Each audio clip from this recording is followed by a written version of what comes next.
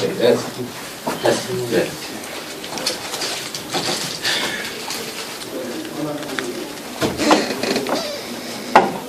Bueno, vamos a empezar la clase del sistema nervioso central. Bien, las neoplasias del sistema nervioso central pues son una cantidad de actividades, de enfermedades, ¿no?, que van a ocasionar alteraciones tanto a nivel del sistema nervioso central y en algunos casos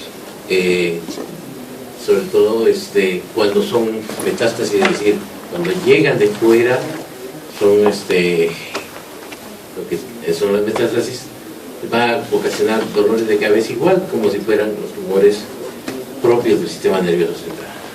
Bueno, hablando de la epidemiología de los tumores del sistema nervioso central, en el Perú hay pocos estudios acerca de incidencia, prevalencia de este tipo de enfermedad. En sí, los mejores estudios son los estudios extranjeros. Dentro de ellos están los estudios hechos pues, en los Estados Unidos, tanto los estudios hechos en Rochester, en Estados Unidos, donde se reunieron casos que iban desde el año 35 hasta el 77, y donde se vieron que había un 14 por 100.000 habitantes en varones y 14.2 por 100.000 habitantes en mujeres. A pesar de que esto es una comunidad cerrada, Rochester, y por lo tanto debería ser más o menos la representación de lo que hay en Estados Unidos, no es así, ¿no? Un estudio más abierto en todos los Estados Unidos da que el porcentaje de la incidencia es de 8.2 en varones y de 8.1 por 100.000 habitantes en mujeres. Según el sexo, hay un ligero predominio de los tumores benignos en las mujeres y de los malignos en los hombres. También igualmente los tumores malignos son un poco más prevalentes en la raza blanca que en la raza negra. En la raza negra, por lo general, los meningiomas, que también son predominantes en las mujeres, y también en la raza negra. La mortalidad, se han hecho estudios de mortalidad, pero siguiendo más que todo estos estudios, tanto en el extranjero, en la Unión Europea, ¿no? Al principio se hizo este estudio de la OMS, como ustedes ven, en los países sin incluir España, y después solamente en España, entre estos años, entre el 50 y el 79, y después un estudio mucho más reciente hasta el año 83. Pues les traigo esta porque nosotros descendemos en algún aspecto de los españoles y por lo tanto tenemos bastante incidencia en nuestros genes, si es que algo de estos tumores cerebrales son genéticamente heredados tanto de los españoles. Entonces, como ven ustedes, la incidencia en españoles es de 6.3 en varones y 4.5 por 100.000 habitantes en mujeres. En la mortalidad. La mortalidad casi no ha cambiado desde estos años. La mortalidad sigue siendo prácticamente la misma. No hay ninguna cura contra estos tumores cerebrales. Lo que sí hay es que cuando se diagnostican mucho más prematuramente, la vida se alarga un poco. Es decir, puede haber 1 año o 2 años más de vida en algunos casos. Aquí en el Perú, como ven ustedes, los estudios, aparentemente, porque no hay autopsias acá en el Perú, los estudios no pueden parecerse a los estudios en el extranjero y por lo tanto los valores que damos solamente están en razón a los pacientes que llegan al hospital de neoplásicas. Y entonces, en este caso, entre el año 90 y 93 se hizo este estudio en el hospital de neoplásicas y se determinó de que Esta era la incidencia de cánceres del sistema nervioso en pacientes de neoplásicas. Debido a que neoplásicas es el único hospital, o al menos hasta ese entonces era el único hospital que podría tratar cáncer en el país, entonces se consideró que esto se podía extrapolar a toda la población. Pero no es así. Como ven ustedes, hay mucha gente que muere en su casa y que ni siquiera llega al hospital. Hay muchos otros cánceres que mueren sin diagnóstico. Bien, también el INEM en el año 93 hizo este estudio en el cual vieron de que los dos picos, tanto en la infancia como después de la octava década de la vida, eran los más altos en la incidencia de neoplasia del sistema nervioso central. Y entonces en este otro estudio dieron también que la incidencia de tumores del sistema nervioso central acá en nuestro país variaba entre 4.8 y 19.6. O sea, era mucho más que Rochester y era mucho menos que en Europa, ¿no? Entonces, eso es porque nosotros no tenemos buenos estudios y no hacemos autopsias en todos los pacientes que mueren. Bien. Dentro de la etiología de estos cánceres del sistema nervioso central, pues hay algunos factores que predisponen, sobre todo factores genéticos, como les dije, algunos porque nosotros descendemos de algunos españoles, entonces algunos de ellos tenemos una tendencia genética a presentar algún tipo de cánceres, como por ejemplo el neurofibromatosis tipo 1, que da estos neurofibromas frecuentemente, y la neurofibromatosis tipo 2, que da los neurinomas del acústico. Otros cánceres también hereditarios son el von Hippel-Lindau, que da estos hemangioblastomas, y la esclerosis tuberosa también, que da tumores cerebrales, incluso los astrocitomas. Bien, hay algunos carcinógenos ambientales que van a ocasionar también la incidencia mayor de cánceres. Como ven ustedes aquí, algunos de ellos el cloruro de vinilo, es decir, aquellos que están expuestos a esta sustancia que se produce en las bolsas de plástico y todos los objetos de plástico, sobre todo en las fábricas, estamos expuestos al cloruro de vinilo y por lo tanto se va a crear, algunos van a crear cáncer. Por eso es que se prohíbe ahora que, por ejemplo, se caliente la comida en envases de plástico, ¿no? Y otros, como por ejemplo las nitrosurias y los pesticidas que se usan en el campo para evitar las plagas, también pueden ocasionar esto. Y no solamente a los agricultores, sino también a los que comen esos frutos, que somos nosotros. Y entonces, hasta cierto punto estamos expuestos también a elevar nuestra incidencia de cáncer si es que estamos consumiendo frutos que han sido que han sido cultivados de una forma no orgánica y que han sido con algunos pesticidas han sido tratados, ¿no?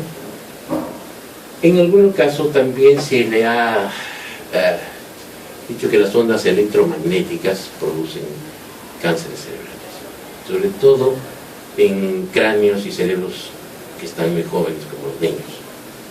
Y algunos virus oncogénicos como el Epstein-Barr pueden ocasionar lo que se llama linfoma cerebral también.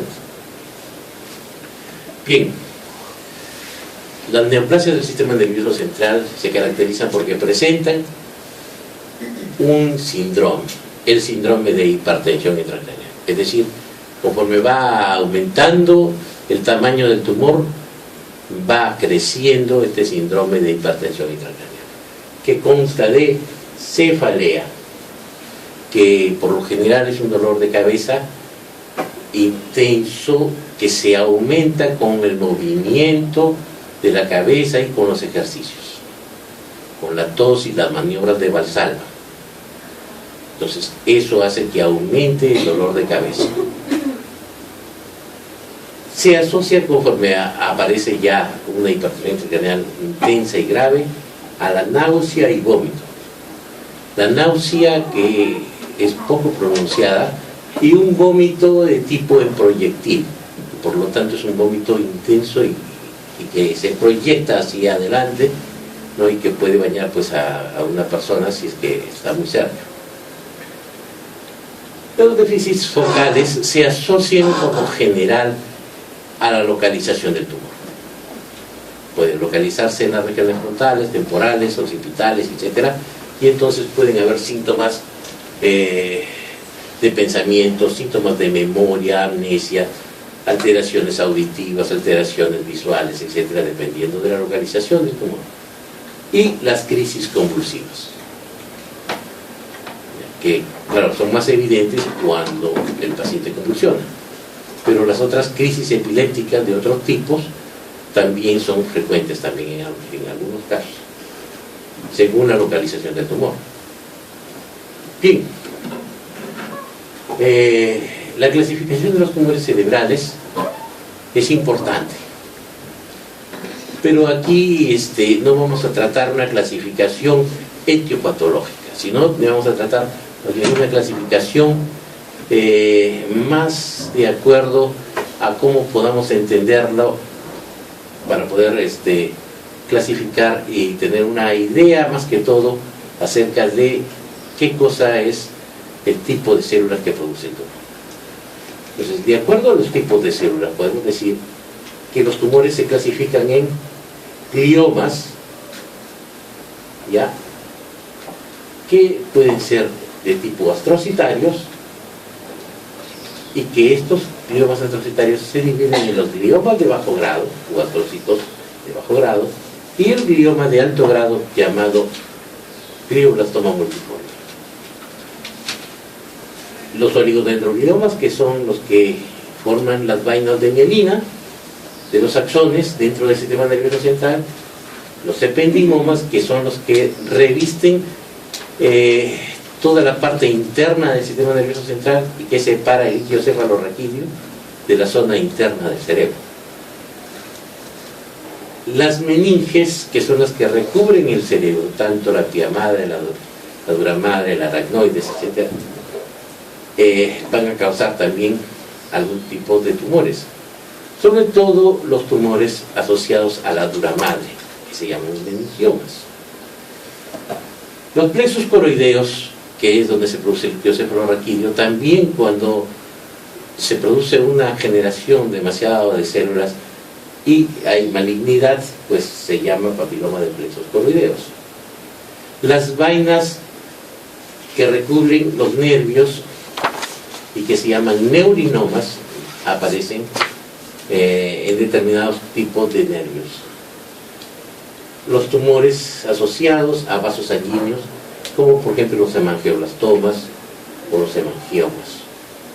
Y las células embrionarias, dentro de ellas están ustedes, aquí ven los tumores ectodérmicos, los tumores de la glándula pineal, los de migración neuronal, ¿no? Dentro de ellos está el quiste dermoide, epidermoide, ternopangioma, etc. Bien, hablando de los gliomas, que es el porcentaje más alto de los tumores, son un 50% aproximadamente de los tumores cerebrales, incluso un poco más de ellos, ¿no? Según la célula que lo produce, son frecuentemente de tipo astrocitarios. Los astrocitos fibrosos, que son los que van a formar, por decir así, la base de donde se apoya todas las células del cerebro. Estos astrocitos fibrosos, cuando empiezan a replicarse, van a formar lo que se llaman astrocitos. Estos astrocitomas pueden tener determinados grados según la malignidad y actividad que se puede encontrar en rayos X, que según la figura que podamos observar. Por lo tanto, los astrocitomas de bajo grado son una gran mayoría, un 30% aproximadamente, Y otro 30% de ellos es el glioblastoma multiforme, que es el tumor, el astrocito grado 4, que es el más maligno de ellos. El medulloblastoma es un tumor parecido también al glioblastoma multiforme, pero que se asocia más que todo a los niños, y también es un tumor astrocitario. También está el astroblastoma, el espongioma volar, etc., el oligodendroglioma, los ependimomas, el penderoma, etc. Y los ganglioneuromas, que son los tumores de las propias neuronas. Ese quiere decir que las neuronas, sea por ejemplo las neuronas de Betz, las neuronas sensitivas, por ejemplo visuales, auditivas, etc., en algún caso pueden malignizarse y empezar a sufrir mitosis, y por lo tanto se vuelve un tumor. Son raros, porque aquí por ejemplo dice ganglioneuroma 0%, pero no quiere decir que sea cero, absolutamente cero, ¿no? Pero es un 0.001%.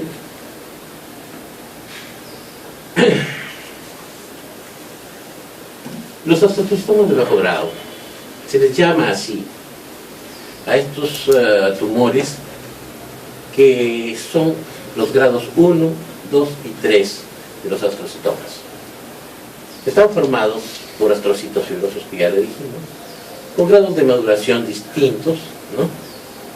Muestran un aspecto sólido, y síntomas frecuentes la epilepsia, que se presenta así el paciente, ¿no? Con una convulsión, o a veces alteraciones visuales, alteraciones auditivas, etc., pero en relación a epilepsia. La esclerosis tuberosa, donde se presentan una serie de astrocitos fibrosos en el cerebro y de tipo maligno, es una de las enfermedades hereditarias que puede ocasionar tumores cerebrales. Bien, cuando estos tumores, sobre todo los del grado 1, que se llaman tumores pilocíticos, se encuentran dentro del ventrículo lateral, el tercer ventrículo o el cuarto ventrículo, se llaman así, pilocíticos. Cuando este tumor pilocítico se encuentra en el tercer ventrículo, puede ocasionar un síndrome bastante característico, que es el síndrome de Froelich. Este síndrome de Froelich se caracteriza por esta falta de maduración sexual del paciente, la obesidad, las alteraciones del sueño y de la vigilia, y alteraciones como la poiquilotermia y trastornos vegetativos, es decir, sudoración en un lado del cuerpo nada más. El tratamiento es la extirpación quirúrgica y la radioterapia. Si bien estos no son pues tumores altamente malignos, pero no quiere decir que no vaya el paciente a fallecer por uno de estos tumores. El tumor está aquí, ¿no? Es una zona sólida y una zona quística rodeado de edema cerebral. Se pueden encontrar también estos tipos de tumores a nivel de médula espinal, sobre todo en este caso cervical. Cuando son pilocíticos, como les dije, en el cuarto ventrículo, como en este, obstruyen, por ejemplo, la salida a través de los agujeros de Luschka y de Magendie, causando hidrocefalia, una gran hidrocefalia que ocasiona este caso, ¿no? Y por eso es que cuando todo se va a hacer una maniobra de Valsalva, va a haber dolor de cabeza intenso. El glioblastoma multiforme, que ya hablamos de él, este es el astrocitoma grado 4 y por lo tanto representa un 50% de los gliomas, ¿no? Está formado por células maduras. La incidencia de este tumor está entre los 30 a 50 años. Entonces, la localización se encuentra preferentemente en el lóbulo frontal o temporal, ¿no?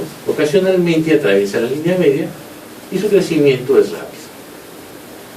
Bien, macroscópicamente tiene un aspecto que es un poco uniforme, ¿no? Con focos de necrosis, hemorragias y degeneración.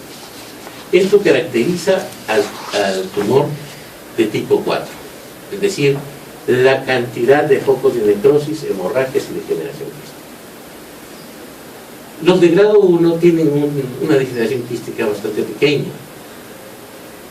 pero no tienen focos de necrosis. Cuando presentan focos de necrosis van a ser ya de grado 2 o 3, dependiendo de la cantidad de focos de necrosis que tienen. Bien, y las hemorragias solamente se presentan en el caso de los astrocytomas grado 4. Bien, la microscopía pues es muy celular, con núcleos pleomórficos, ¿no?, grandes y de aspecto pesado, ¿no?, con áreas de necrosis. Y hay hiperplasia endotelal. ¿Por qué? Porque existe una serie de enzimas que se desatan en estos tumores que producen mayor cantidad de vasos sanguíneos. La tomografía va a mostrar una lesión hipodensa con hipercaptación y neovascularización alrededor, dando la forma de un anillo mal circunscrito, ¿no?, con un drenaje vascular precoz, bastante edema perilesional, que es en alas de mariposa por lo general, ¿no? La evolución clínica, hay hipertensión endocraniana, ¿no?, muy intensa desde el principio por el crecimiento tan rápido, síntomas focales que se asocian a este tumor y un 35% metástasis en el espacio subaracnoideo. El tratamiento es con corticosteroides.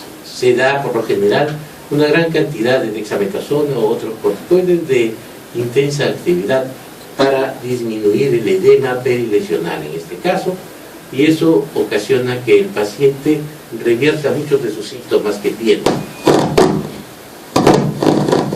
Y entonces el paciente, de haber venido, por ejemplo, teniendo una hemiplegia de un lado derecho o lado izquierdo, el paciente desaparece la hemiplegia.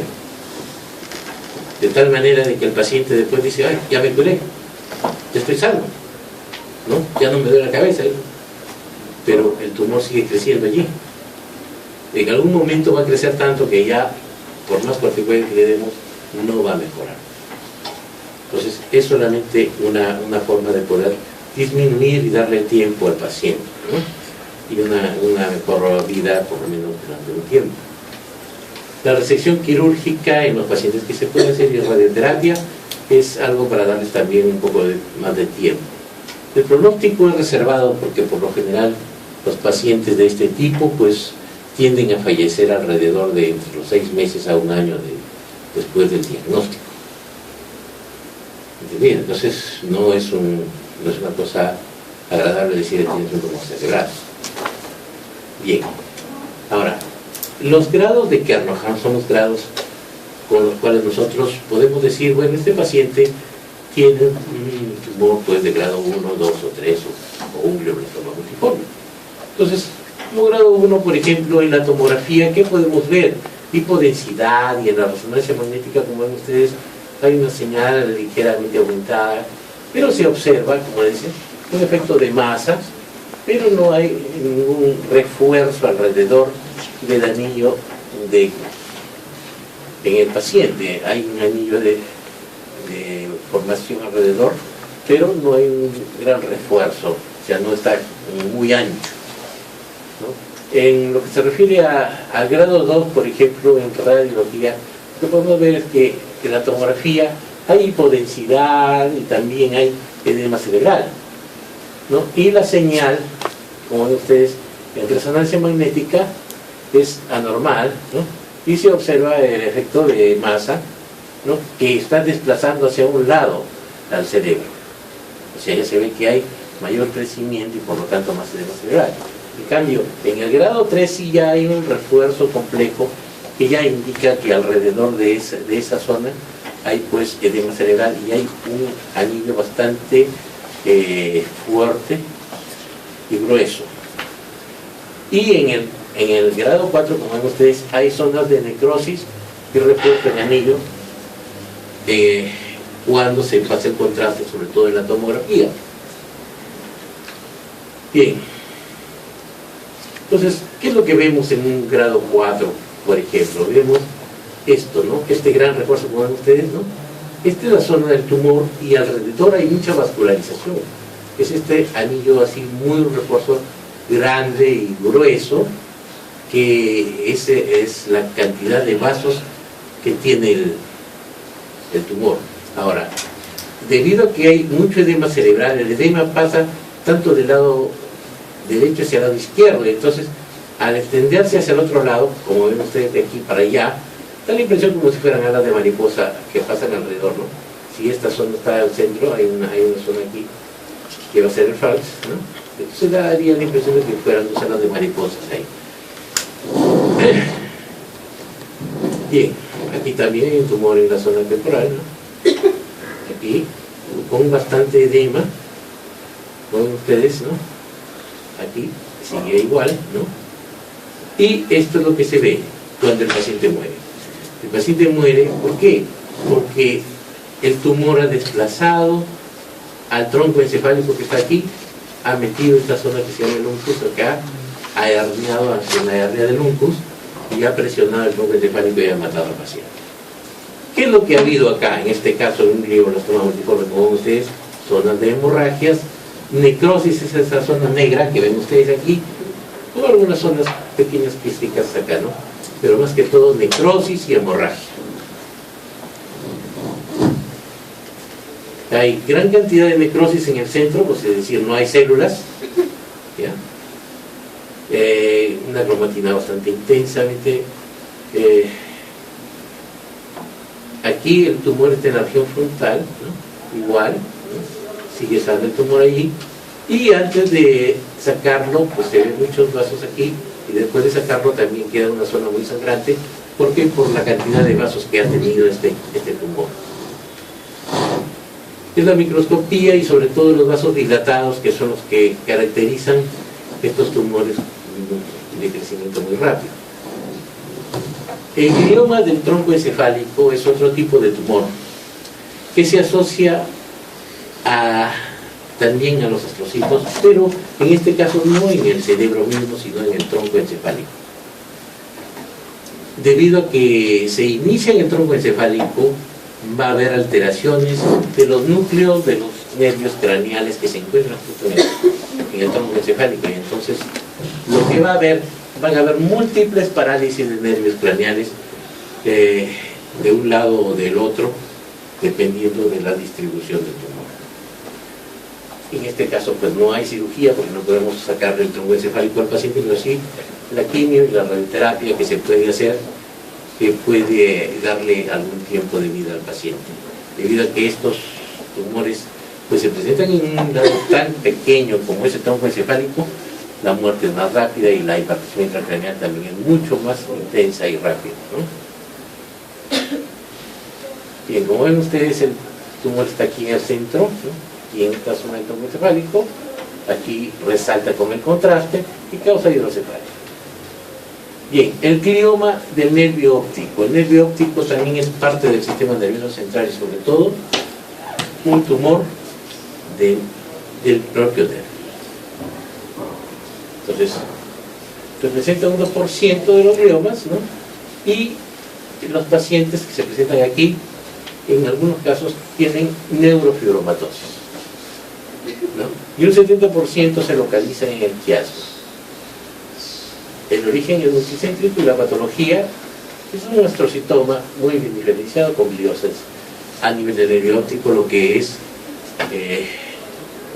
indica que hay una cicatrización a nivel de esa parte del nervio.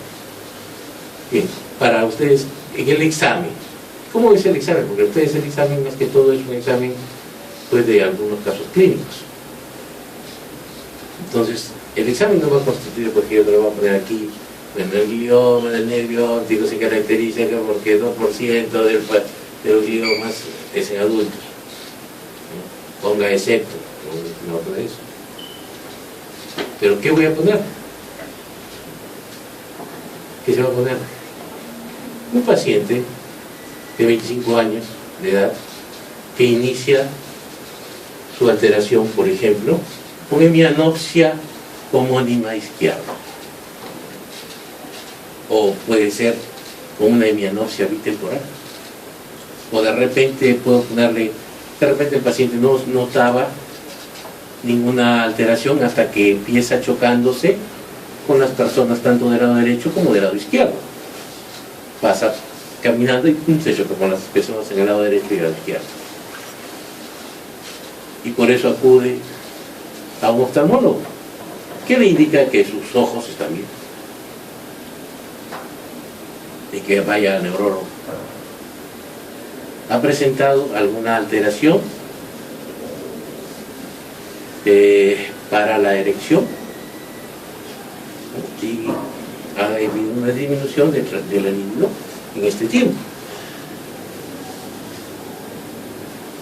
Ocasionalmente hay dolores de cabeza de tipo gravativos que se incrementan ligeramente con el esfuerzo.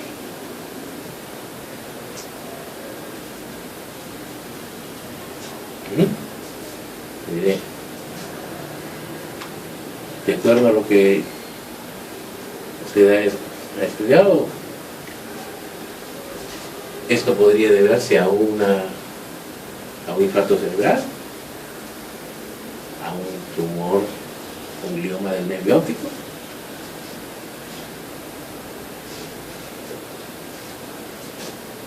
Puede ser que de repente, no les doy este caso, puede ser que en el caso de los síntomas puede variar un poco, como ven ustedes, ¿no?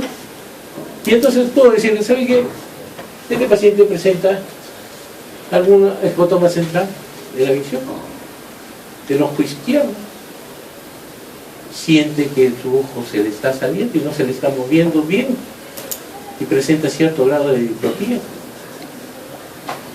asociado a un dolor de cabeza que ha aparecido hace, por decir, hace 2 meses y se está incrementando cada vez más. Nunca ha presentado dolores de cabeza.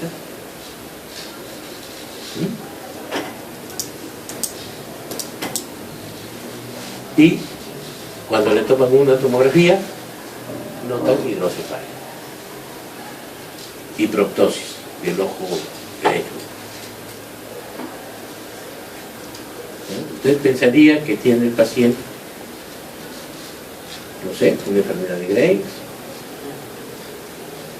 un tumor, un glioma del nervio óptico.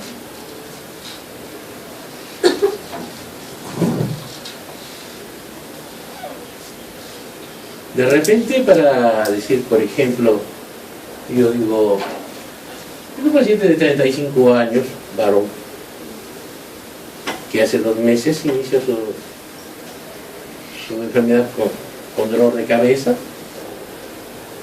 ¿sí? Y progresivamente nota que hay sensación de parestesias en el lado izquierdo del cuerpo y conforme avanzan los días va notando debilidad en ese lado. El dolor de cabeza se va haciendo cada vez más intenso conforme avanzan los días y se asocia a un dolor de cabeza gravativo que se asocia a que los movimientos de la cabeza, la tos, el estornudo, le ocasiona que aumente el dolor de cabeza. O si cambia de posición, de echado a sentado.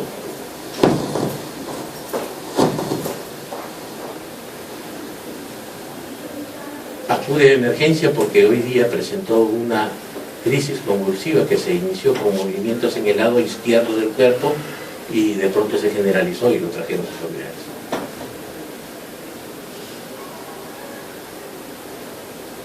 ¿Usted pensaría que tiene un glioblastoma multiforme?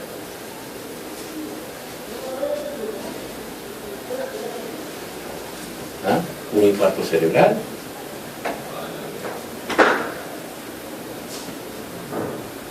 Ese es el examen que vamos a hacer, les digo.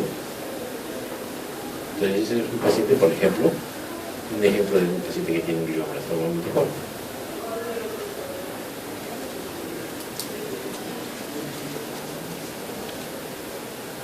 Bien. Entonces, si yo tengo pacientes con esta alteración, por ejemplo, del nervio óptico, veo que tiene estrabismo y proptosis, ¿no? O sea que el paciente ve doble y los movimientos oculares no puede realizar, ¿no? Como ven ustedes, en la parte media donde está el quiasma óptico, se encuentra este tumor y presiona hacia arriba. ¿Qué va a ocasionar en esa zona de vía encefálica? Va a ocasionar que haya alteraciones de vías encefálicas y también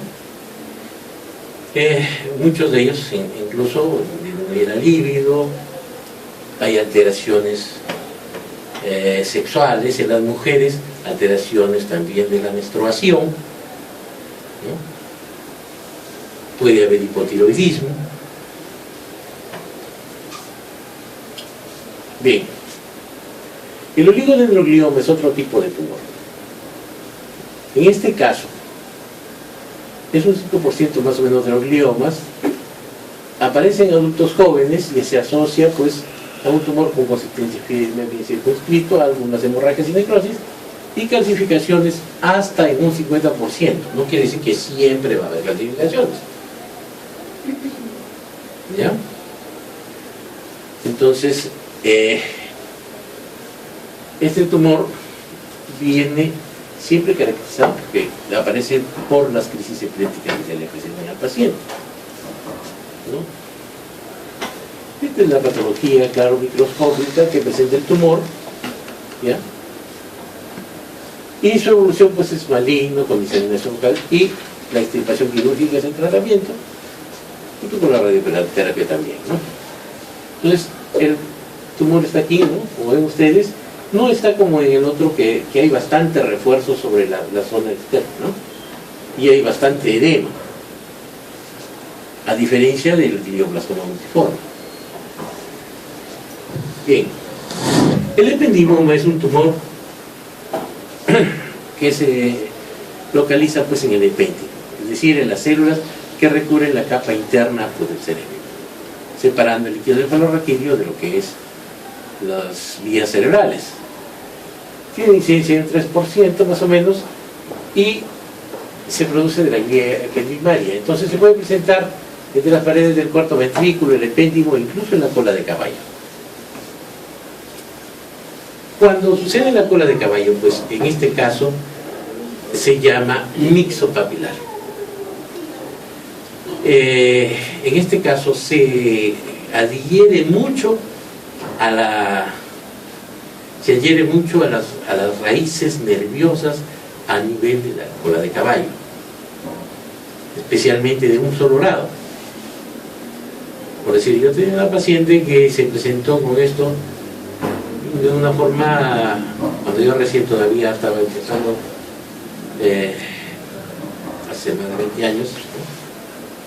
Y bueno, empezó que la paciente vino porque tenía debilidad solamente del muslo. ¿Cuál era su problema? Era que cuando ella subía la escalera, ¿no? Y ponía la pierna derecha, no podía elevarse para levantarse, para subir la otra pierna. No había fuerza. Por lo tanto, había un compromiso tanto del psoas ilíaco como también algo del cuádriceps.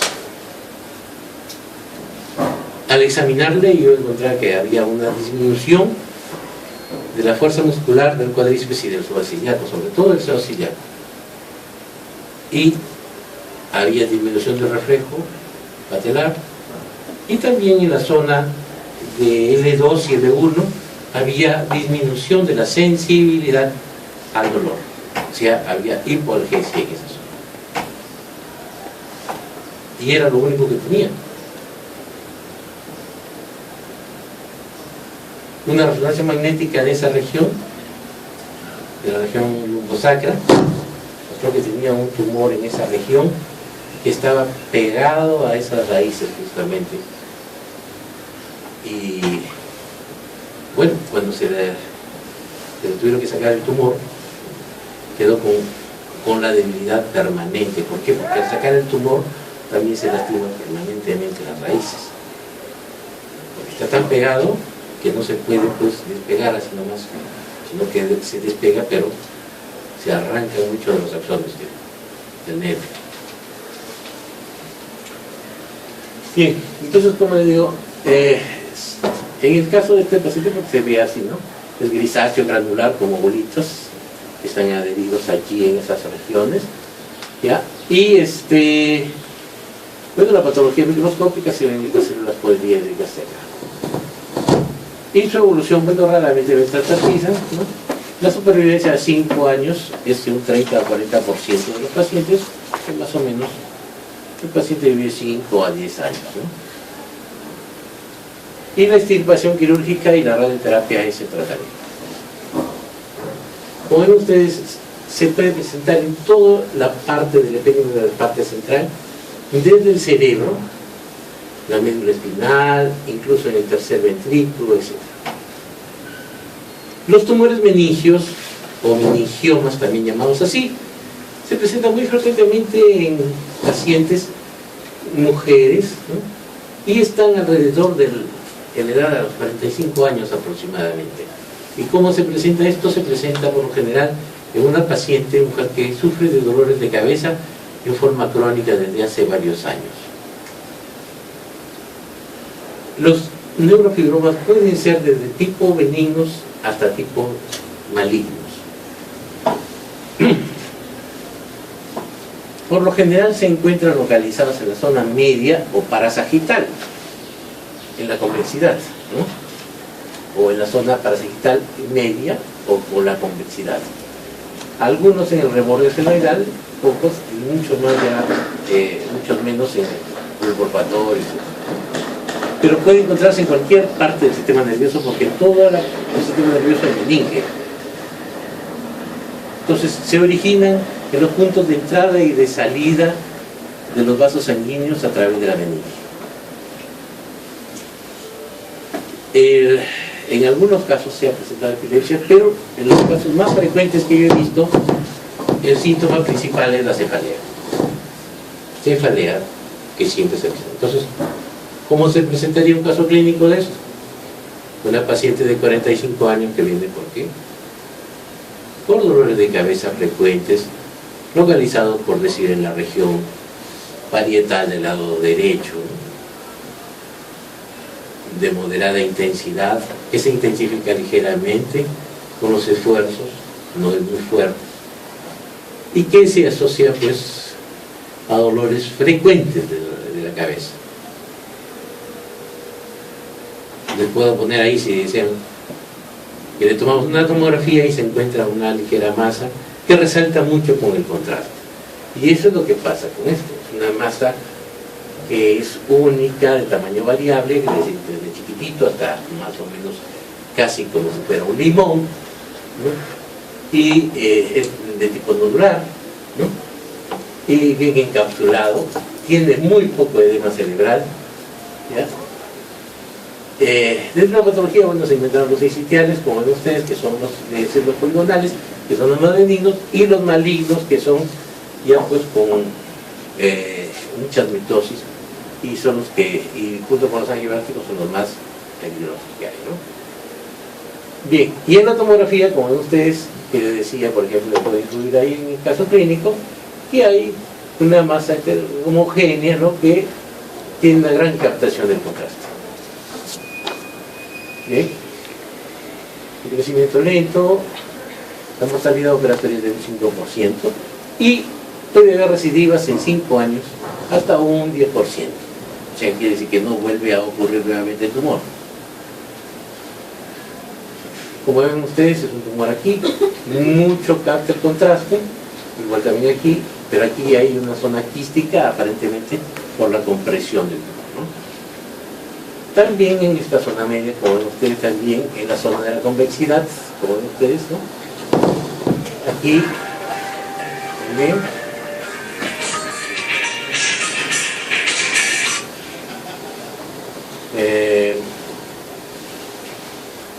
Y también no hay que olvidar que, como dije, en cualquier parte del sistema nervioso hay meninge. Igualmente también en los globos oculares. En esta parte temporal, aquí, esta es la forma de...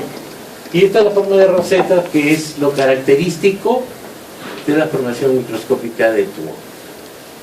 El papiloma del plexo coroideo es otro tipo de tumor. que se forma en las zonas donde se forma el líquido cefalorraquídeo, por lo tanto va a ser tanto va a haber en el tercer ventrículo lateral o el cuarto ventrículo. El diagnóstico es por la tomografía cerebral, pero lo que causa es gran cefalea del paciente frecuente, cefalea intensa, por la cantidad de líquido cefalorraquídeo que se va produciendo y edema cerebral. Bien, como ven ustedes, aquí está el tumor y que resalta mucho por el contraste. Los neurofibromas del trigémino, esto también viene para el examen, ocasionan dolor intenso, lo que se llama neuralgia del trigémino. Y la neuralgia del trigémino aparece en este caso porque aparecen células malignas a nivel del ganglio de Gaza y que pueden estar relacionadas con la primera, segunda o tercera rama del nervio trigémino. Por lo tanto, los síntomas van a ser variables.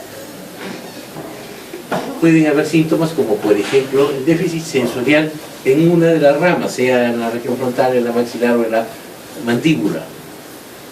Disminución de la fuerza para masticar de un solo lado de la cara, de un solo lado de mandíbula, por ejemplo, la parálisis o atrofia de los músculos de la masticación de ese lado. Y en algunos casos puede asociarse a alteraciones junto con otros nervios cuando se encuentra muy cerca, pues, del tronco encefálico o en las zonas donde se encuentra el ganglio de Gaza, como son, por ejemplo, el séptimo o el noveno, que se encuentran también cercanos al ganglio de Gaza. Bien, si se toma una radiografía simple de cráneo, lo que se va a ver en la base del cráneo es la dilatación tanto de los agujeros ovalo y redondo, que son la segunda y tercera rama del ganglio de Gaza, ¿no?, del trigémino. Bien, el diagnóstico diferencial es con los neurinomas, como en el caso del neurinoma acústico, y otras metástasis que se pueden ocasionar en el nervio trigémino, como por ejemplo metástasis en pacientes que tienen linfomas o leucemias, ¿no?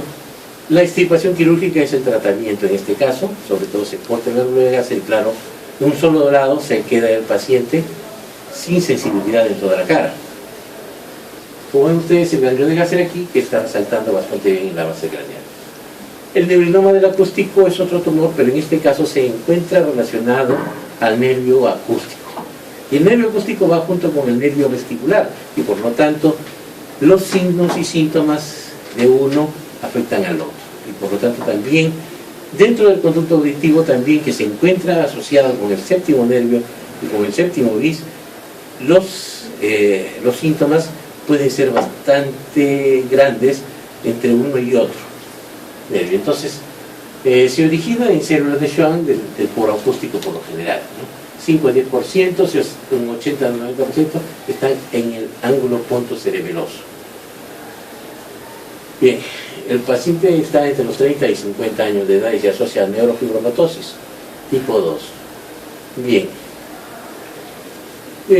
La patología, como ven ustedes, puede haber una tipo 1A o B de Anthony en la patología, ¿no? Pero lo principal es esto. De acuerdo a que de aquí va a salir el examen. Entonces, ¿qué es? Un paciente más o menos de unos 30 o 40 años que viene porque presenta disminución de la sensibilidad auditiva, es decir, hipoacusia o sordera, que puede ser uni o bilateral,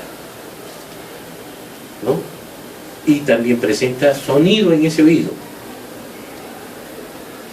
Y ocasionalmente también puede presentar vértigo. ¿Por qué? Por la alteración del nervio vestibular. Entonces puede haber vértigo que se ve aquí, ¿no? Y nistagmo también, porque el nistagmo es el signo objetivo del vértigo. Si el paciente le dice, tengo vértigo, hay que mirarle los ojos, porque seguramente el movimiento del nistagmo ocasiona el vértigo que siente el paciente. Entonces, junto con eso puede haber la ageusia que se presenta por alteración de la sensibilidad a los sabores en un lado de la cara por alteración del séptimo bis, ¿no? Y puede haber otalgia, hormigueo facial, si es que se relaciona con el quinto nervio craneal, o con una rama del nervio craneal, del quinto nervio. El desequilibrio también asociado al nervio vestibular, ¿no? Y la hiperestesia facial es asociado al quinto nervio. Bien.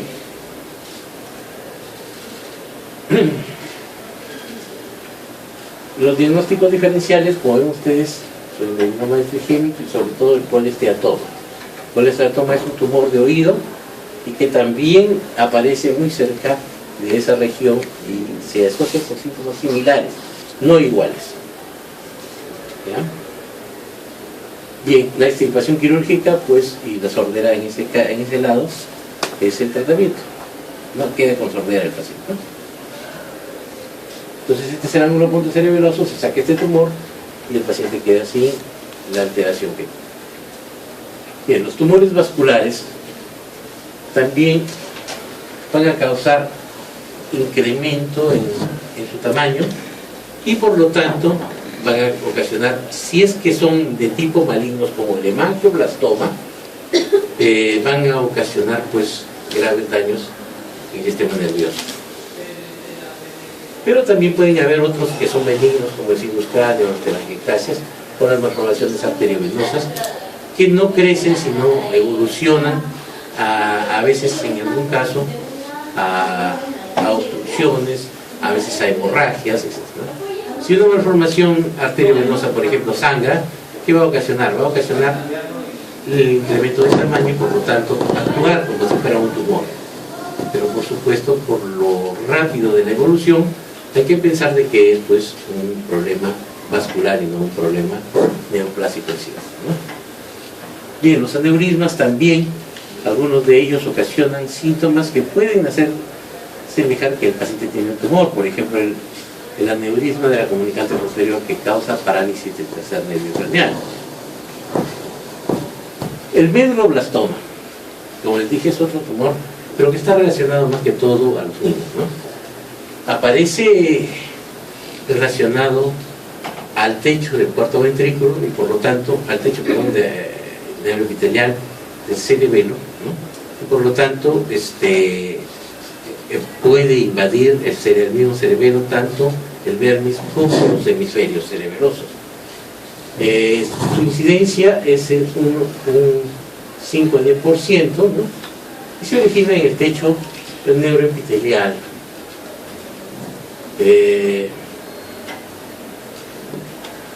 Pues no son blandos, de consistencia de color grisáceo, se parecen al glioblastoma.